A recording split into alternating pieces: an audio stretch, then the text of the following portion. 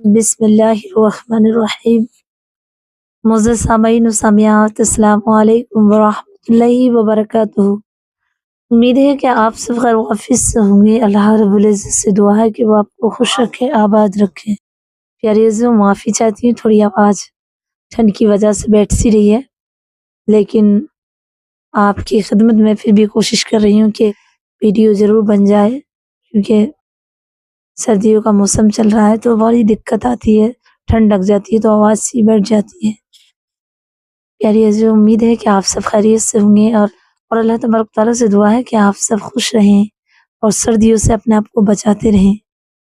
پیاری عزیزوں، سردیوں کی موسم جب آ جاتا ہے تو میری بہنوں کی طرف سے یہ سوالات ہوتے ہیں کہ جو ہم رات کو جو کریم وغیرہ لگاتی ہیں، یعنی ایسی جو کہتے ہیں جسے باڈی لوشن یا پھر جسے موم سے بنا کر کے گریسلین بنا لیتے ہیں، گریسلین لانا، ویسلین کا لگانا، جو بھی وغیرہ وغیرہ چیزیں سردیوں سے بچنے کے لیے، کیونکہ سردیوں میں ہاتھ پیر بڑے پھٹنے لگتے ہیں، خشکی آنے لگتی ہے، تو اس کے لیے میری بہنوں کی طرف سے سوالات ہیں، کیا اس میں ہم ویسلین، موم جامہ کی جو موم کی بنی ہوئی ہوتی ہے، یا باڈی لوشن ہم یوز کر سکتے ہیں وضو کے دوران؟ یہ بھی انشاءاللہ میں اس میں بتاؤں گی کہ کون سی ہمیں کریم استعمال کرنی چاہیے اور کب ہمیں کرنی چاہیے، تاکہ ہمارا وضو میں کوئی بھی فرق نہیں آئے، کیونکہ سردیوں میں دن چھوٹا ہوتا ہے تو ایک ہی وضو سے ہم ظہر کے وضو سے ہم عصر کی نماز بھی ادا کر سکتے ہیں، مغرب کی نماز بھی ادا کر سکتے ہیں، اسی طرح عصر کے وضو سے ہم عصر کی بھی نماز پڑھ سکتے ہیں، مغرب کی بھی، عشاء کی بھی، یہ تینوں نمازیں ہم پڑھ سکتے ہیں۔ یا بورلین، بور پلس، یا آپ ویسلین، یا آپ ایسی کوئی بھی کریم لگاتی ہیں جس کی وجہ سے آپ کے ہاتھ پیر پھٹتے نہیں ہیں، یعنی خشکی نہیں ہوتی ہے، تو یہ کلیئر کرنے سے پہلے میں آپ کو کچھ ایسی باتیں بتا دوں نماز کے دوران کہ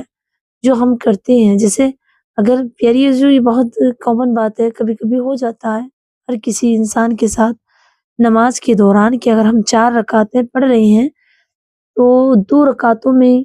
پڑھنے کے بعد جب تشہد میں بیٹھتے ہیں، یعنی قاعدہ اولیٰ میں بیٹھتے ہیں اور تحیات پڑھتے ہیں، تو اس وقت ہم سلام بھی پھیر لیتے ہیں، تو کیا سلام پھیرنا یہ ہمارے لیے کیسا ہے کہ ہم سلام پھیر سکتے ہیں؟ تو اس میں سلام پھیر لیتے ہیں تو کیا ہماری نماز باطل ہو جاتی ہے؟ یعنی ہماری نماز وہ ٹوٹ جاتی ہے، ہماری نماز باطل ہو جاتی ہے؟ یا آپ اپنی نماز کو باطل نہ جانیں، ایسے نماز باطل نہیں ہوتی، اس کے لیے ہمیں سجدہ سہو کرنا پڑے گا، جیسے کہ ایک حدیث پاک ہے اور یہ صحیح بخاری شریف کی حدیث ہے۔ سرکار کے موجودہ زمانے میں، پہلے آپ جان لیں کہ حدیث کہتے ہیں جو میرے پیارے آقا کریم صلی اللہ علیہ وآلہ وسلم نے اپنی زبان مبارک سے کیا، آپ اچھے سے سمجھ لیں، اور پریکٹیکل کر کے بھی بتایا۔ تو آقا کریم صلی اللہ علیہ وآلہ وسلم نے جب نماز ادا کی، 4 رکعت ظہر کی نماز فرض، جب 4 رکعت نماز فرض ادا کی، اس وقت آپ نے 2 رکعت نماز پڑھنے کے بعد ہی سلام پھیر دیا۔ تمام مقتدی جو پیچھے تھے صحابہ اکرام، سب نے سرکار کو، ہمارے آقا کو صلی اللہ علیہ وسلم کو دیکھ کر کے سب نے سلام پھیر دیا۔ تو سلام پھیرنے کے بعد پیارے آقا کریم صلی اللہ علیہ وسلم باہر آئے، اور باہر آ کر کے ایک درخت تھا وہاں کھڑے ہو گئے، درخت کی سائے کے نیچے اس درخت کی ٹہنی کو پکڑ کر، اور کچھ نہ کچھ پڑھ رہے۔ اس طرح صحابہ اکرام نے ایک دوسرے سے پوچھا،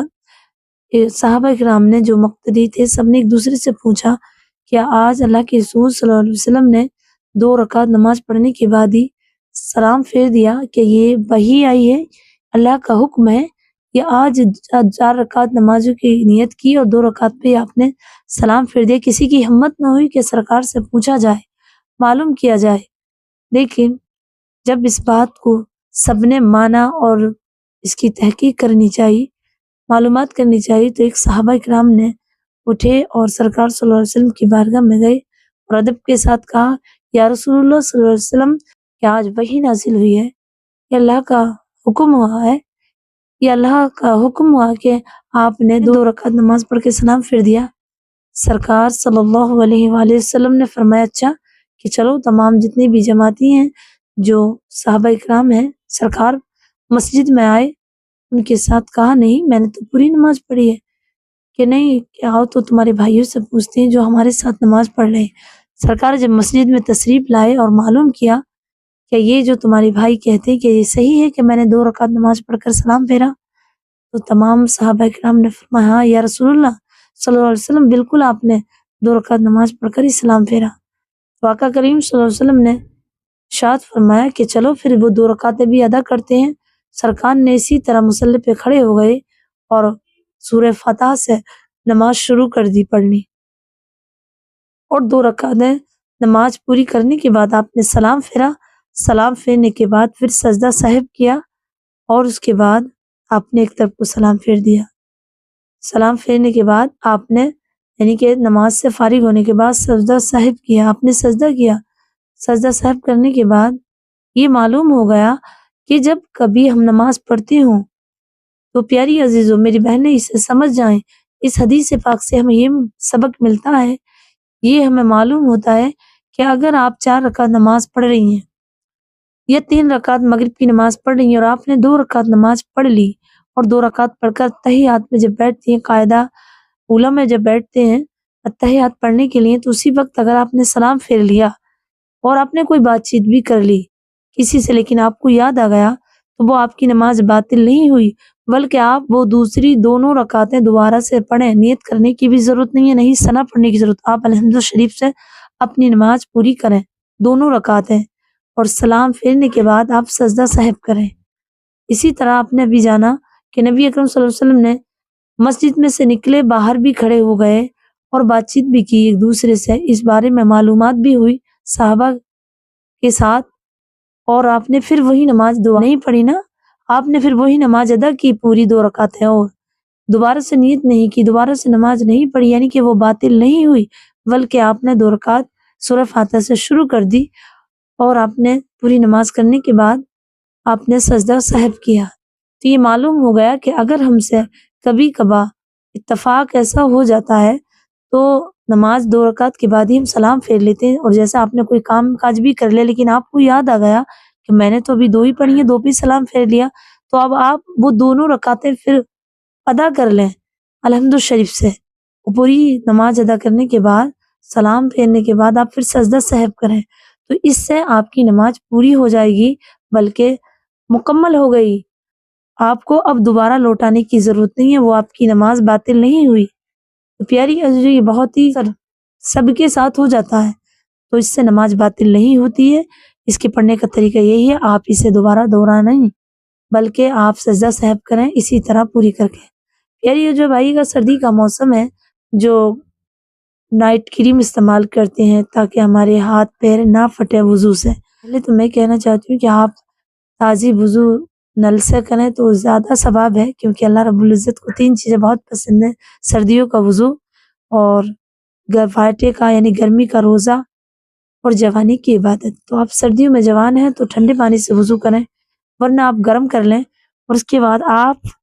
جب وضو کر لیں اور آپ کو یہ معلوم ہے کہ جو کریم میں لگا رہی ہوں نا، جیسے واسلین، بورولین، بورو پلس، یا آپ کچھ بھی ایسی کریم لگا رہی ہیں جو آپ کے یا پھر موم سے بنی ہوئی ہے، تو دیکھیں جو چیز اگر وضو کے اوپر آپ لگا رہی ہیں تو آپ کا وضو مکمل ہے، لیکن وضو کے بعد میں لگا رہی ہیں اور وہ اس طرح ہے کہ وہ اسکین کے اندر بھی پہنچ جاتا ہے تو کوئی فرق نہیں پڑتا، لیکن آپ نے لگایا موم جامہ، آپ موم جامے سے موم بنا لیتے ہیں گھر میں ہاتھ پیر پھٹنے کے لیے، اور وہ آپ نے لگایا تو موم سے اس طرح ہو جاتا ہے کہ جیسے ایک اسکرین اور پر آپ نے ایک توچا اور لگا دی اپنے ہاتھ پیروں پہ، ڈبل خال ہو جاتی ہے، تو اس میں پانی نہیں جائے گا آپ کی اسکین پر، تو اسے آپ لگا کر وضو نہ کریں بلکہ اچھے سے اسے صاف کر لیں گرم پانی سے، صابن وغیرہ سے، پھر وضو کریں۔ لیکن آپ کی جو کریم ہے بورو پلس، بورولین، یہ تمام کریمیں اس طرح کہ آپ نے ہاتھ پہ ملا اور ہاتھ پہ ملنے کے بعد وہ اسکرین کے اندر پہنچ گئی لیکن پانی سے پھر وہ دھل رہی ہے، تو بالکل آپ اسے لگا سکتے ہیں۔ اب میری بہن کی طرف سے ایک سوال اور تھا، کیا ہم ایسی کریم کیسے پتہ چلا کہ کریم ہمارے لیے جائز ہے، کس طرح کی بنی ہوئی ہے؟ بالکل آپ کو یہ معلوم نہیں ہے یہ کائی کی بنی ہوئی ہے تو اس میں کوئی بھی کراہت نہیں، لیکن آپ کو معلوم ہو جائے کہ یہ اصل میں مکروہ چیزوں سے بنی ہوئی ہیں، مردار چیزوں سے بنی ہوئی چیزیں ہیں، جیسے تیل ایسا، چربی ایسی جو مردار ہو اور جو ناجائز ہو مسلمان کے لیے، تو آپ اسے استعمال نہ کریں۔ امید کرتی ہوں کہ آپ یہ مسئلہ سمجھ گئے ہوں گے۔ مجھے اپنی دعا میں یاد رکھیں۔ السلام علیکم ورحمۃ اللہ وبرکاتہ۔